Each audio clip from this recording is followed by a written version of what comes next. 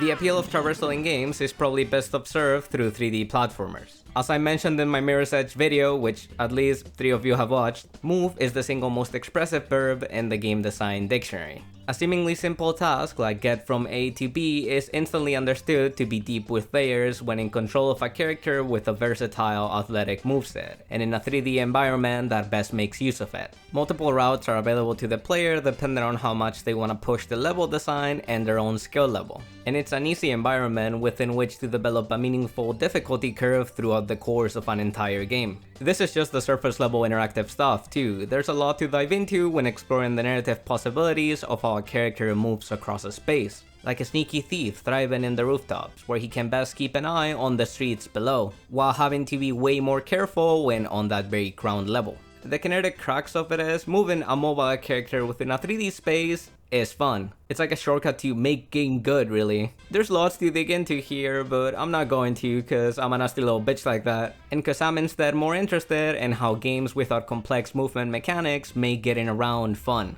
Games where the focus isn't so much in traversing a space as much as it is on navigating it. Games that make finding the way forward the point, and games that make getting from A to B engaging in and of itself. To fully explore that, we'd have to go back to Colossal Cave Adventure, the first adventure game all the way back in 1976. But I'm too dumb to work old school text adventures, so let's instead go forward to 1994, when a little game came out that redefined and refined what it meant to explore in video games.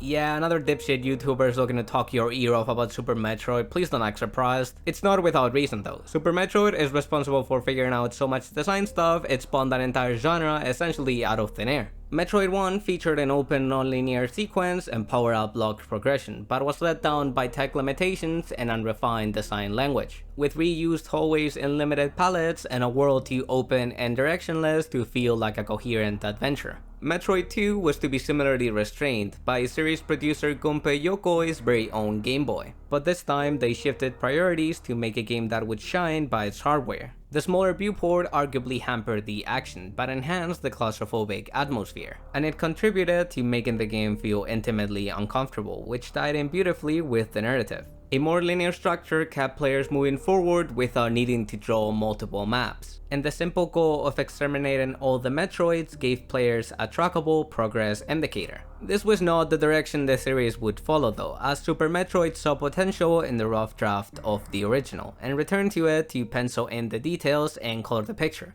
The difference these details make is immediately apparent right after touching back down on Planet Zebes. Samus' first objective is to obtain the Morph Ball and missiles, though of course the player doesn't know this. As they follow the level design down, they no doubt take note of inaccessible red doors and one-tile wide gaps, at which point they might very well question themselves, why can't Metroid crawl? The game lets that question mark fester in the player's head for a while as they dive further down. At the bottom of an elevator, they find the Morph Ball, which lets Samus do her best impression of a roly-poly.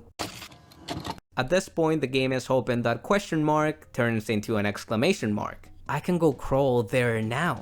If it has, the game designers at Nintendo R&D 1 have succeeded in wordlessly explaining the game to you within a single 2-minute long vertical slice. They've also vertical sliced your brain and put drugs in it, and buddy, you like drugs now. You like the drug of going from A to B to get X to go to C, me on D, C, popping a bean. I don't live there actually, don't go there. But if you haven't made the connection just yet, the game hasn't left you behind either. After you grab Morph Ball and missiles, there's nothing else you can do here. You're stuck, meaning you have to go back up the elevator, at which point you'll find space pirates have populated this before empty area. The game is reassuring you that yes, you in fact have to go back the way you came in, where you'll have no choice but to roly-poly to progress, which you know how to do because the game had you do it immediately after picking up the Morph Ball. This kind of minimal tutorializing is essential for Super Metroid. It might seem obvious now living in a world inundated by Metroidvanias, but labyrinthian level design was only just starting to become a thing in mainstream games. So Super Metroid had to teach players about complex concepts like this, and it managed to do it in an extremely elegant way. The game repeats the setup throughout the next couple areas, opening up the explorable space and filling it with optional power-ups to reward players for further exploration.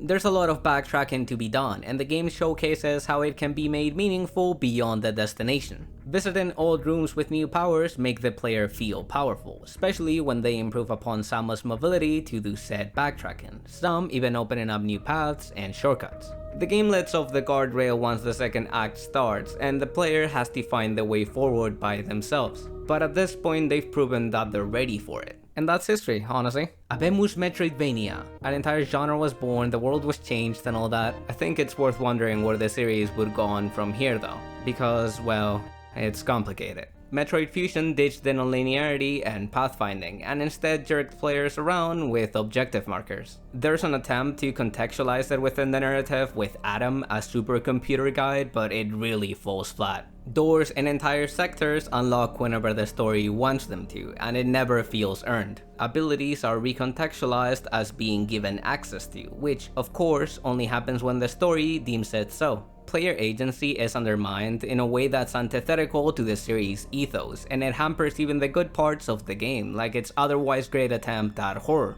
Metroid Dread corrects some Fusion's mistakes, and its horror is frankly much more effective because of it. It pushes back against most of that game's ideas without rejecting them outright. Adam is still here, but he's restrained and way better integrated in the story, with an actual role to play, and he no longer gives Samus objective markers to follow. The game is generally not afraid of letting the player feel lost, but more often than not, the sequence feels a little too smooth. Take this cool dragon head thingy. It's a notable landmark that's sure to make an impression. Super used these a few times to drive home that these were important locations to come back to when you had the right ability. But critically, the player still has to do the heavy lifting by remembering and routing themselves there. In Dread, right after getting the Morphle, the level design pushes you into these tubes that poop you right in front of the dragon head, which is obviously the way to progress. There always seems to be a teleporter there to take you exactly where you need to go when you need to go there. I never considered this before playing Dread, but maybe there is such a thing as level design being too clever. Another way this manifests is how blockers will frequently appear behind the player to prevent them from backtracking. After acquiring Varia in an escape sequence, the player is dropped directly on this teleporter that, of course, leads directly next to the heat room lock in progress, but the path below has been blocked by debris. One-way paths were also present in Super Metroid in key sequences to narrow the scope of the world players were exploring at a given time. But Dread overuses these to an insane degree, to the point they get in the way of basic series conventions. This would be a good moment for players to collect optional pickups in this earlier area, now that they have more abilities, but the game just won't let you. If you want to do that, you have to go to the other edge of the map to catch a different teleporter there, which is just fucking hilarious. There's a clear divide between exploring towards progress and exploring for optional power-ups, so you end up feeling like you might as well wait right before the end to do any major collecting. Throughout all of Dread, you can see the invisible hand of the designer wagging their little finger at you saying, nah. And this one just doesn't feel quite as good. It's these little nuances where Super Metroid stands uncontested, not only by its sequels, but honestly by any other Metroidvania since.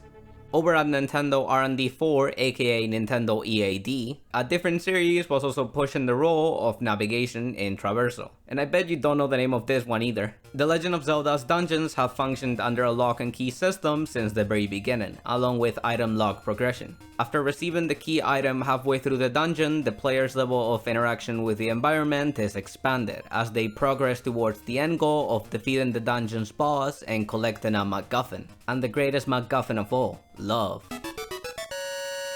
Key elements to these are action and puzzles that build off one another from room to room. But when the gameplay transitioned to 3D, something even better was realized. Now series producer Eiji Aonuma joined the team as dungeon designer, after Miyamoto took an interest in his previous work with Karakuri, these little animated puppets. I'm not gonna insult your intelligence by pretending I know shit about dual engineering, but it's clear Aonuma applied his talents and understanding of intricate mechanisms to his dungeon's designs. The end result was a puzzle box approach, where the player acquires a spatial understanding of the dungeon to navigate it, and often to manipulate it accordingly. It's become a staple of the series since, but it's still probably best observed through Ocarina of Time's Water Temple. It's an extremely open space with multiple floors and pathways built around one big central room. Link can manipulate the space by changing the water level, which must be done at specific spots. It has dungeon-wide consequences that might open up a path at the other edge, as well as block another one. Link's ability to navigate is boosted as well as further complicated by the iron boots, which let him sink to the bottom and of course rise to the top by removing them. It's the kind of genius setup that creates interesting puzzles by itself, but the dungeon is sure to push it to its natural conclusions, requiring utilizing more of Link's arsenal to maneuver and open up paths. When combined with the lock and key system, it avoids feeling like you're just poking around waiting for the way forward to reveal itself, as you're consistently opening up new doors and improving your understanding of the space as you do so. So even though the sequence is often open and at times quite convoluted, you also get that forward momentum push. Without a proper structure like this, dungeons would end up feeling way too open and directionless, which Nintendo themselves would go on to prove with the Switch duology ones.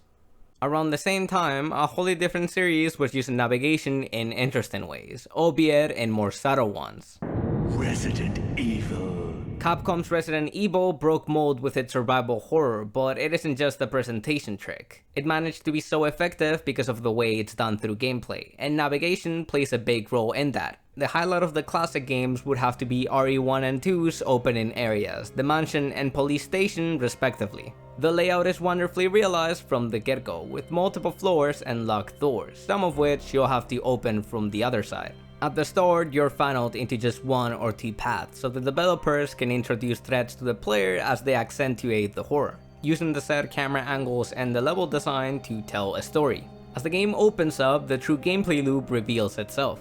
You'll find an item that you'll need to use in a different place to open up access to a new area, complete a puzzle, or get some extra resources for your trouble. It's once again the adventure game classic, get X from A and use it in B. This is how the game sends you pinballing from one end of the map to the other, both to unexplore new places and backtrack into points you've previously visited. You'd imagine the game risks losing some of the tension because of this, as backtracking through the same hallways again and again threatens to transform what should be a restless experience into a tedious errand. This is, however, where the rest of systems come into play to not only salvage it, but to reinforce the navigation. The zombies as a threat are not immediately apparent. Their slow and predictable movements makes keeping them at bay with your gun easy enough. But when you consider how both ammo and healing are two scarce resources, they become a very interesting one. Running past them is a different kind of challenge, but more often than not, the best possible solution. That means, however, that if you ever need to visit that room again, whatever zombies you left standing will still be there waiting for you. If you instead decide to clear out an entire hallway, your choice might result in you having a brisk time going through it later. Given the interconnected nature of the environment, the player can pick and choose what areas are worth keeping clean of zombies, letting them prioritize connector rooms or hubs. Oftentimes, there's multiple paths to get to one specific spot, so the player may well choose to go the long way around if they know it's safe. The inventory system further adds to this, as keys, puzzle pieces, weapons, ammo, and healing all occupy space in your very limited pockets. Meaning, if you need to carry around multiple keys and puzzle pieces, you might be defenseless while you do so. This further creates choices for the player. Maybe they choose to only carry around items when they know they'll come in handy, or maybe they have their pockets full of junk and choose to rely on juking out the zombies. The cautious player might even make two trips, one guns blazing to clear out a path, and another with the required item. Maybe an expert player knew they'd have to come back to this place, so they chose to clear it ahead of time when they had the resources at hand.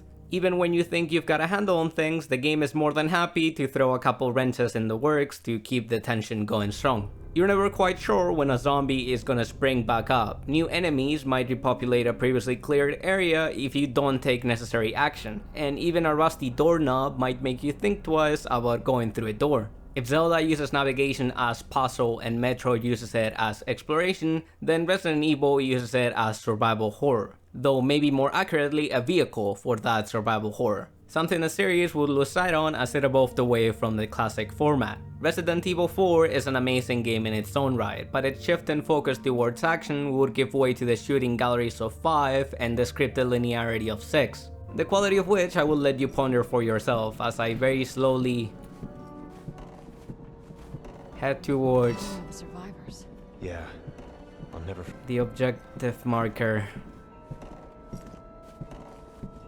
Oh my god, he's stopping again? Funnily enough, it was a different Capcom series that would inherit this approach to navigation, and in the process harness it into something else entirely. Dead Rising trades in the survival horror of Resident Evil for goofy arcadey survival action. Don't let looks deceive you though, the game might be 3 times sillier, but it's about as tense, and that's because you're on the clock. The basic goal of the game is to survive 72 endgame hours in this zombie-infected mall, but that's really just the staging of it. Events will happen in real time, and it's possible to miss out on them entirely, leading to a game over if it's a main story event, or survivors dying if it's an optional one. Throughout the game, you'll get tips on the location of these survivors, and it's your job to go to them and escort them to your safe house. Not only do you have a limited time to do so, but you're also in charge of protecting them while you do it, guiding them as you try to juke the zombies or open up a path, handing them weapons for self-defense, carrying incapacitated ones, or otherwise put up with their amazingly stupid AI. Oh my god, you gotta be fucking kidding me.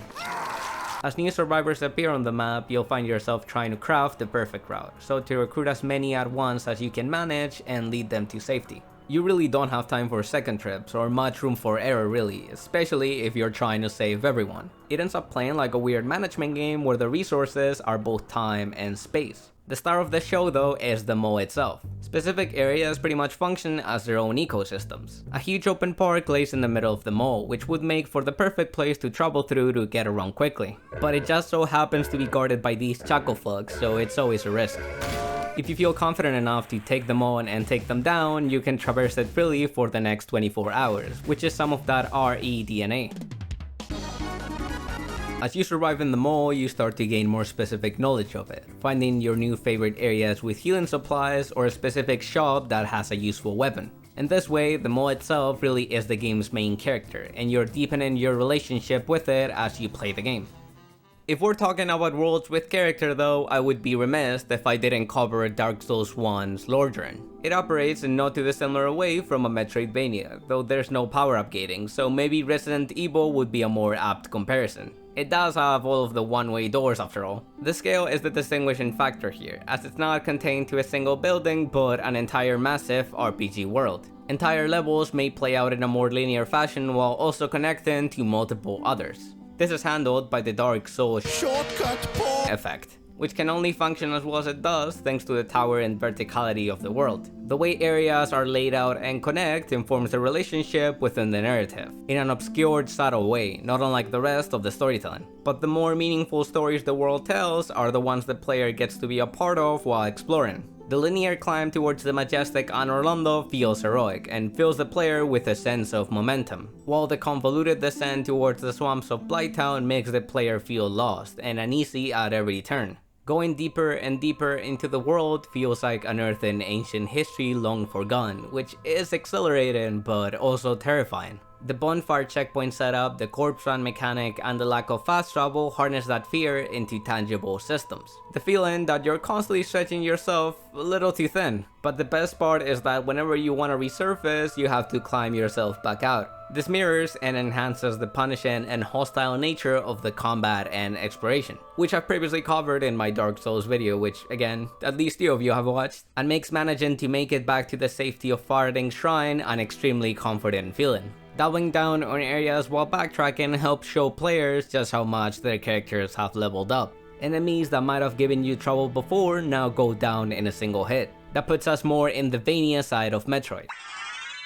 This growth works towards giving the player a feeling that they're conquering the world as they overcome it, which is a prominent theme in From's games. Along with interconnectivity, there's non-linearity, which creates multiple routes and sequences towards progress. Experienced players in particular can get around quickly by using the Valley of Drakes as a hub-and-spoke system. The second half of the game breaks down in this aspect though. The player is tasked with defeating 4 bosses, all of which reside at the end of their own linear, disconnected levels. The ability to fast travel is unlocked, which somewhat renders a lot of what I've praised obsolete at that point. It's common knowledge by now that development was extremely rushed towards the back half of the project, which resulted in the final levels being disconnected, with fast travel added at the last minute as a band-aid fix for the player to get around. And while it's easy to fold the second half of the game as something lesser than what came before, especially considering the dive in quality and polish, the flames of disaster!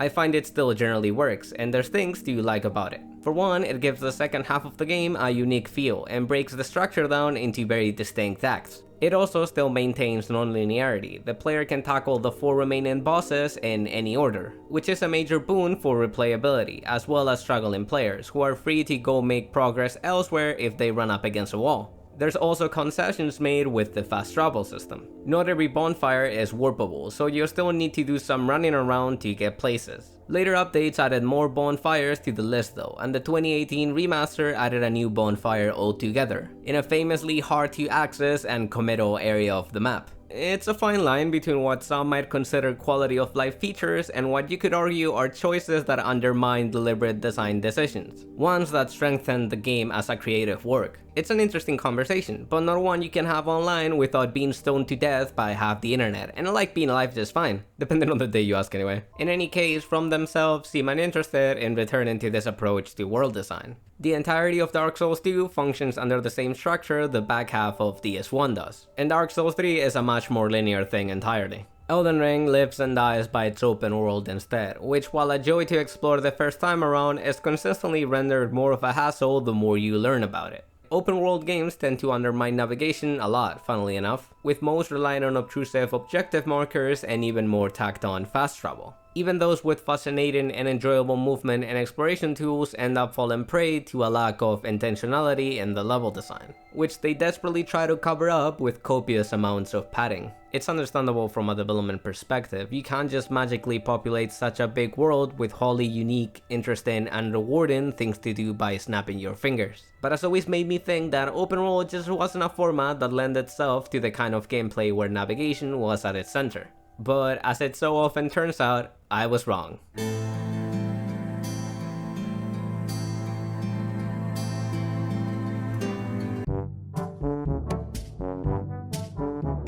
Death Stranding is the ultimate A to B game. There are no pretenses to be found. The entire game concept is unapologetically just going from one place to another. You never get lost in Death Stranding, you know at all times where you are. In the middle of fucking nowhere. You don't ride magical horses or web swing around. You walk. And walk. And sometimes drive a car. On paper, this seems like the worst version of this kind of game, so what makes it engaging? Well, you're the last delivery boy in the world, and America needs you to deliver 20 PS Vitas to a collector somewhere. How's that for engaging? You don't just need to get yourself somewhere, you need to get something somewhere. It's once again the adventure game setup we spied in Resident Evil. And Colossal Cave Adventure. Do you remember Colossal Cave Adventure? Cool jester. With some key differences. Your cargo doesn't take up one inventory slot in a menu, it takes up 1.5 meters on your very real back, and it weighs 80 kilograms on your very real back. This hyper-real approach is what gives meaning and depth to the delivery gameplay. Even walking on a flat surface can trip you up if your cargo balance is off. Damage sustained by the containers is accumulated and threatens to damage the contents inside. The actual traversing itself further adds to this. You'll need to bear the earth and her elements. Rocks, unsteady terrain, cliffs, rivers, at times using tools to overcome obstacles, or create your own path. In this way, navigation and traversal in Death Stranding are as contextually real as they are for the real-life porters that inspired its gameplay. Though of course, this being a Hideo Kojima game, Death Stranding sprinkles supernatural and fantastical twists to spice up the gameplay in unpredictable ways, with rain creating a stealth horror dynamic where you run away from spooky ghosts, and cargo thieves that get a high off of stealing your precious PS Vitas, more of a stealth action joint. The player can still choose to plan around them, or even exploit these systems for their own benefit. Death Stranding might be hyper-real in some of its goals, but make no mistake, this is a gamey-ass game. The real hook kicks in when you get cocky and start taking multiple orders at once, planning your route ahead of time to pick up further deliveries along the way, and figuring out creative ways to get your work done efficiently. Whether you succeed or take more than you could chew and pay the price for it, the result is always cathartic. Leveling up facilities and unlocking new gear is really satisfying, but even more so is using the online features to build infrastructure with strangers online. Even when meandering about, there's an ever-present sense of progress, and as cheesy as it sounds, it really creates a feeling of connection. Death Stranding makes the simple act of walking from A to B not only a satisfying gameplay experience on a mechanical level, but also a rewarding meditative experience on a soulful level.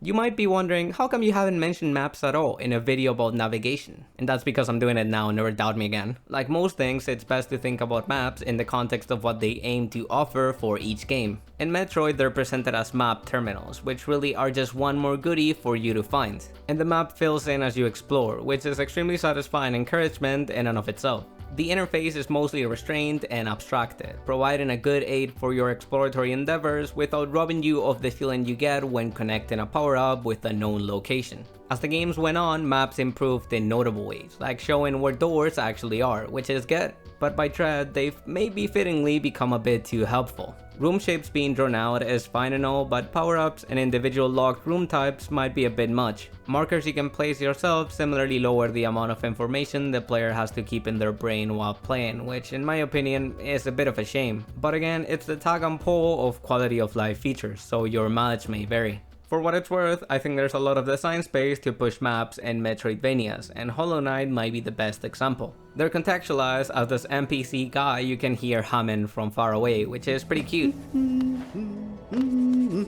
They're only a rough draft though, and don't record your location at all, so you'll have to find your position referencing what the squiggles look like in comparison to the world you're exploring. Unfortunately, the game's a bit too cowardly about it, and so it gets you access to a quill so you can fill in your own map, as well as a compass that tracks your position within it. I think these would be fine as late game upgrades that you had to find or work for in some way, but the game gives them to you for extremely cheap as soon as 15 minutes in. So as it stands, you get to play with really interesting navigation mechanics for half an hour and then the game says, no, it's okay baby, mwah. I don't know, they're entirely optional, so you can't just ignore them, but there's effectively no reason to. The compass badge is also really non-committal as a resource, so I do like that you have to further purchase pins for stuff like save points and vendors though, that's really neat.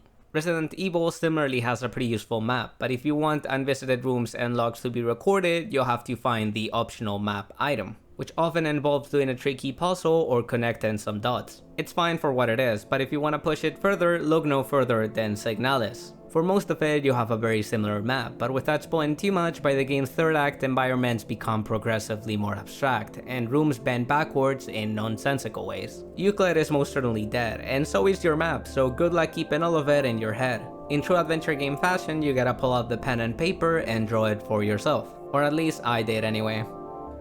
I tried to, anyway. This is your recommendation to go play Signalis, by the way. It's an amazing game and it has robots on stilts. In a similar vein, there's also the Etrian Odyssey dungeon crawling series where you draw the maps yourself on the DS. I haven't gone around to playing these yet, but I thought I'd mention them anyway or else someone might kill me. And there's games about cartography itself, where you have to properly use landmarks to triangulate stuff and chart out the world. I also haven't played Miasmata either, so...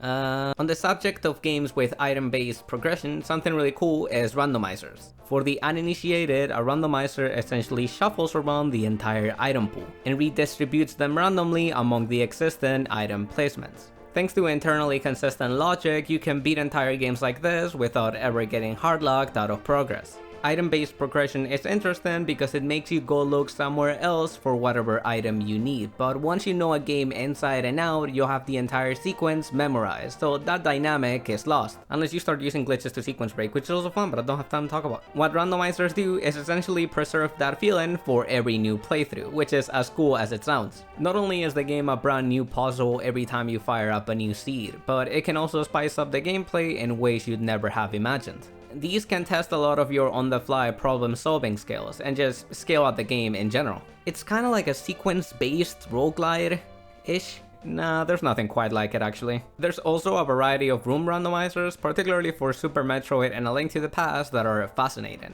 and that I'll never run myself because they look crazy hard. I really encourage anyone to try randomizing their favorite Zelda or Metroid. It can deepen your appreciation for these games in a meaningful way. Development-wise, it's mostly a space dominated by fan efforts, but some games like Bloodstain have implemented official randomizers, which is neat to see. I kinda wonder what an entire game built around the idea of randomizing would look like, actually. Maybe that already exists, or maybe it would just be more of a simple roguelite setup than my mind pictures it as. I don't know, I think there's potential in there though. Back to the topic of open worlds, you might have seen me put a big ol' asterisk in there when I said they're not conducive to engage in traversal. Well, that asterisk's name is Dragon's Dogma. John Dragon's Dogma. In an IGN interview, game director Hideaki Itsuno proudly proclaims with what I can only describe as the courage of 1,000 lions, trouble is boring.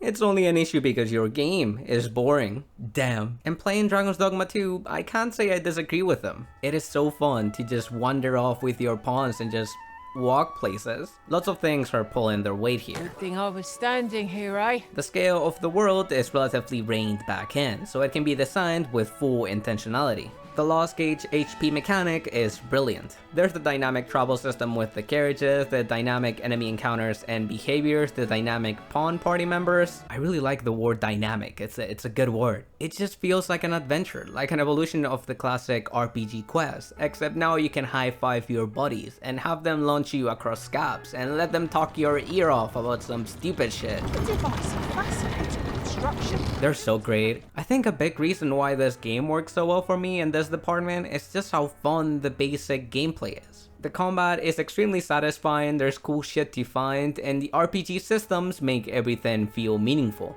And the game is simply confident that that's good enough.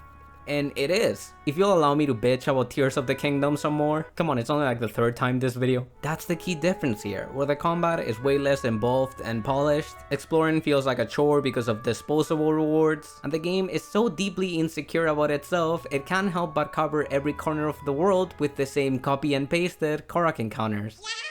Listen, it's really all about preferences and priorities at the end of the day. The relatively low enemy variety in Dragon's Dogma 2 is often cited by detractors as a point of contention. And while it didn't bother me at all here, it's something that has definitely hampered my enjoyment of Breath of the Wild. And while there might be other factors at play, there's no reason not to believe someone might get as much enjoyment from running around in Tears of the Kingdom's Hyrule as I do running around in Dragon's Dogma 2's Batal.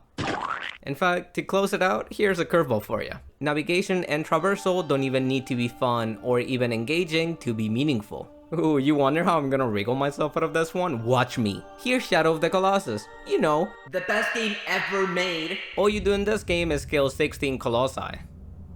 No, that's it. The empty space that leaves is you traversing the even emptier Forbidden Lands, just to find where they reside. There's some light navigation mechanics, the magic sword that guides you needs sunlight above it to shine your way forward. And it's but a straight line to your destination, so you need to find your way around mounts and such. But really, that's all. There's not much else to do but to gallop over to your next mark. The reason these segments are here is they serve as rest periods, a quiet prelude to your upcoming fight. So your mind can wander about what you're doing, why you're doing it, and so it can wonder about what's next on your path. 16 times you'll do this, and nothing will change. About half of the game's runtime is functionally